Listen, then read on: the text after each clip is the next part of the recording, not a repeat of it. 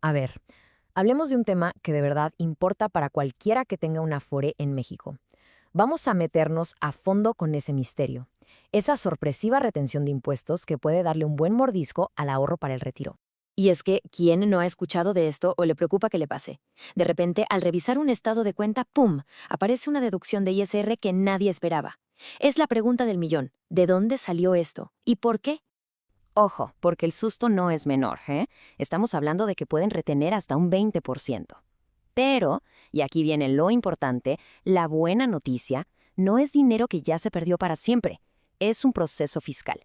Y como todo proceso, tiene sus reglas y si las conocemos, se pueden usar a nuestro favor. Ok, para que esto quede súper claro, aquí está nuestra ruta. Vamos a ir de la sorpresa inicial hasta un plan de acción concreto, simple y directo. Venga, vamos a empezar. Bueno, entremos en materia. Lo primerito que hay que entender es que la Afore no retiene el dinero porque se le antoje. No, no, no. La ley la obliga a actuar, digamos, como un agente del SAT. Tiene la obligación de retener ese impuesto en situaciones muy específicas. Y aquí es donde la cosa se pone interesante. Muchos pensamos que la Afore es como una sola alcancía gigante donde va a parar todo el dinero, pero no es así. La realidad es un poquito más organizada, y entender esa organización es la clave para cuidar esos ahorros. Imaginen que la Afore es como un archivero. No es un solo espacio, sino que tiene varios cajones. A estos cajones les llamamos subcuentas. Y aquí está el meollo del asunto. Cada cajón, cada subcuenta, juega con reglas fiscales completamente diferentes. Y es precisamente esa diferencia la que causa casi todos los problemas y las confusiones.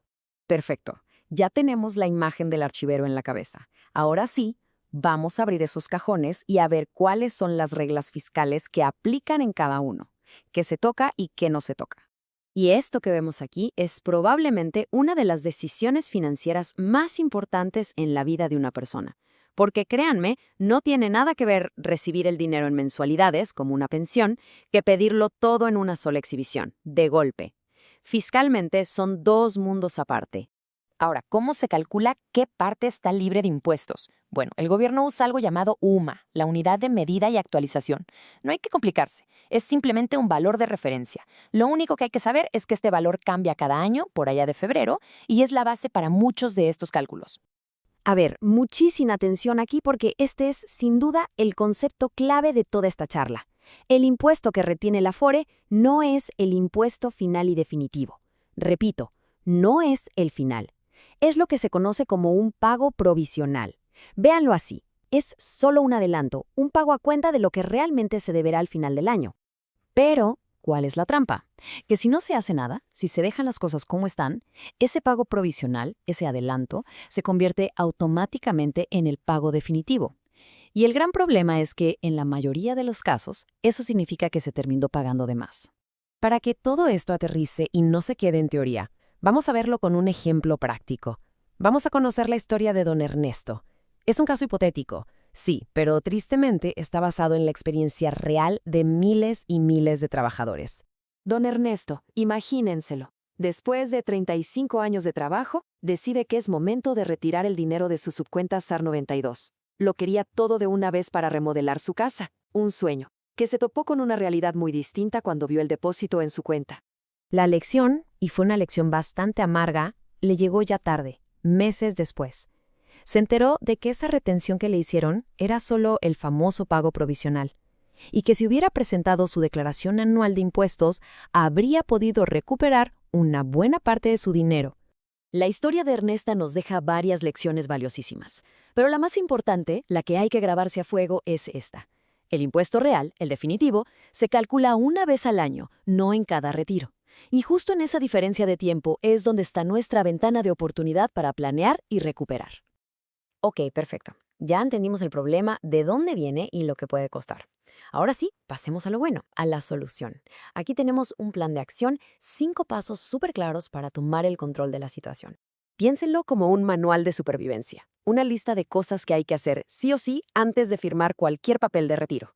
El objetivo es simple, tomar la decisión con todas las cartas sobre la mesa, sin sorpresas. Y todavía hay más. Aquí va un tip que es como tener unas bajo la manga. La declaración anual no solo sirve para ajustar el impuesto del retiro, no.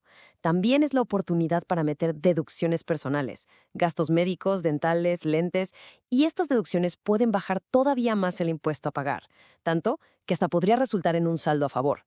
O sea, que en lugar de pagar, el SAT termine devolviendo dinero. Al final del día, todo se resume en una sola cosa. La idea más importante es que la información es la herramienta más poderosa que existe para proteger el patrimonio que costó toda una vida de trabajo construir. Porque miren, las reglas fiscales ahí están. No van a desaparecer solo porque no las conozcamos. El verdadero peligro no son las reglas en sí, sino llegar al momento del retiro sin tener idea de cómo funcionan y, sobre todo, cómo hacer que jueguen a nuestro favor. Y esto nos deja con una última reflexión, ¿no? Después de haber trabajado por décadas, ¿de verdad no vale la pena invertir unas poquitas horas para informarse y proteger bien el ahorro de toda una vida?